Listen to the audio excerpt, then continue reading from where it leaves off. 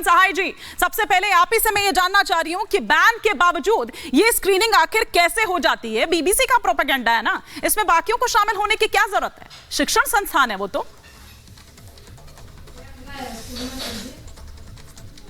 देखिए, मेरा नाम गगन सहाय नहीं, गंगा सहाय है। और माफ कीजिए, मैं यहाँ पर ना प्रशासन की तरफ से हूँ ना सरकार की तरफ से हूँ। मैं सिर्फ एक बात कहने आया हूँ। ये विश्वविद्यालय जिस पर पूरे देश को गर्व है, एक से एक बेहतरीन रिसर्च यहाँ पे होते हैं। अभी ये थीसिस जमा करने का वक्त चल रहा है। 31 जनवरी तक थीसिस जमा करने की लास्ट डेट है। सैकड़ों विद्यार्थी अपनी थीसिस के अंतिम रूप देने में लगे हुए हैं। सुपरवाइजर उनकी थीसिस जांचने में लगे हुए हैं। और ये थीसिस ज्ञान साहित्य को समृद्ध करती है।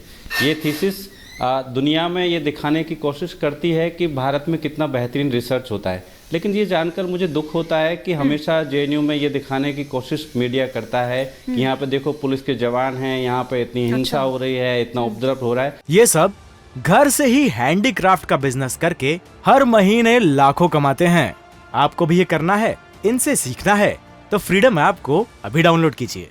वास्तव में ऐसा कुछ नहीं हो रहा है। ये एक बहुत शांत और बेहतरीन विश्वविद्यालय है और इसकी एक अच्छी छवि प्रस्तुत करने की कोशिश करनी चाहिए। उस डॉक्यूमेंट्री को तो मैंने नहीं देखा है, मुझे जानकारी नहीं है उसमें क्या है। लेकिन चूंकि गणतंत्र दिवस का मौका है तो एक बात इसमें मैं ये जरूर कहना चाहूँगा कि हमारा देश, हमारा लोकतंत्र इतना मजबूत है कि वो किसी एक डॉक्यूमेंट्री उसको हिला नहीं सकती। वो बहुत मजबूत है। हमारी डेमोक्रेसी दुनिया के सामने एक उदाहरण है, एक बेहतरीन उदाहरण है। तो हमें उस डेमोक्रेसी को लगातार मजबूत करने की कोशिश करनी चाहिए। वो दिखाई दे रही है, वो दिखाई दे रही है। लेकिन रोहित जो कि एबीवीपी के प्रेसिडेंट है, ठीक है प्रोफेसर गंगा जी, मैं लौटूंगी आपके पास। लेकिन रोहित कुमार जी, क्या हुआ था, क्यों ये उपद्रव मचा था? थोड़ा चाहेंगे कि आप विस्तार से हमारे जो दर्शक हैं उनको बताएं।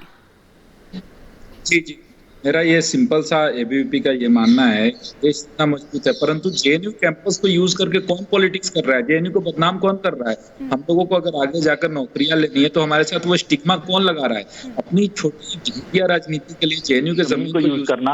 और ये डॉक्यूमेंट्री जब भारत सरकार ने बैन किया है, तो पहली बार नहीं है। इंदिरा गांधी ने तो बीबीसी के ऑफिस को ही बंद करवा दिया था 1970 के दशक में।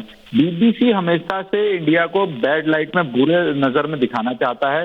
भारत में एक वक्त एक तरफ कल 26 जनवरी है जहां हम श्रमिकों को, परिश्रमिकों को सत्कार कर रहे हैं, उनको रो में पहले बिठा रहे हैं। G20 की अध्यक्षता कर रहा है भारत आज के समय में, सभी की चिंता कर रहा है, मानव कल्याण की बात कर रहा है। तो बीबीसी भारत पे हिट जॉब कर रहा है एक ऐसे विषय पे जो सुप्रीम कोर्ट न्यायपालिका द्वारा पास हो चुका है, भारत में सभी द्वारा मान्य हो चुका है, उसको लेकर के। और इनके लोग, इनके स्टूडेंट्स जो जेएनयू कैंपस में है, काले अंग्रेज और काले अंग्रेज के सिपाही, ऐसी डॉक्यूमेंट्री की स्क्रीनिंग की क्या आवश्यकता पड़ गई जब जेएनयू कैंपस में पीएचडी के इंटरव्यू चल रहे हैं, जब जेएनयू कैंपस में सभी के एग्जाम्स चल रहे हैं, जब जेएनयू कैंपस में सभी लोग थीसिस जमा कर रहे हैं जैसे प्रोफेसर साहब कर रहे हैं। तो इसी समय में ऐसी चीजों को अंजाम देकर के जेएनयू को बदनाम करना और बाहर से गुंडे लेकर के आना, जो आपके चैनल पे जो फोटोज चल रही है, जेएनयू के सिर्फ 2 छात्र हैं। एक तो नीतीश नारायणन है जो एसएफआई के एक्टिविस्ट हैं, जो झाड़ियों में जाकर डंडे इकट्ठा कर रहे हैं, पत्थर बरसाने की कोशिश कर रहे हैं। दूसरे कह रहे हैं कि बिल्कुल शांत है, आप बेकार में बदनाम कर रहे हैं, ऐसा कुछ भी नहीं हुआ है। जो तस्वीरें चल रही हैं वो पता नहीं कहां से लेकर आ गए हैं जैसे हम। नहीं, ये सर का कहना है कि मतलब जेएनयू में अभी पढ़ाई लिखाई चल रही है, तो पढ़ाई लिखाई चल रही है तो थीसिस इकट्ठी हो रही है? कौन से लोग हैं जो पढ़ाई लिखाई के अलावा ऐसी चीजें करने पे मजबूर हो रहे हैं? जब मैं भी वही बता रहा हूँ, एग्जाम्स का माहौल है, पीएचडी की वाइवा का माहौल है, सबमिशन का, प्रवेश पर भी हमारे गुरु यहाँ मौजूद है। फिर भी ऐसे लोग जेएनयू के जमीन को क्यों यूज कर रहे हैं, ऐसे रक्कस फैलाने के लिए, जहर फैलाने के लिए, और बाहर से गुंडे क्यों बुला रहे हैं? ये सब घर से ही हैंडीक्राफ्ट का बिजनेस करके हर महीने लाखों कमाते हैं। आपको भी ये करना है, इनसे सीखना है तो फ्रीडम ऐप को अभी डाउनलोड कीजिए।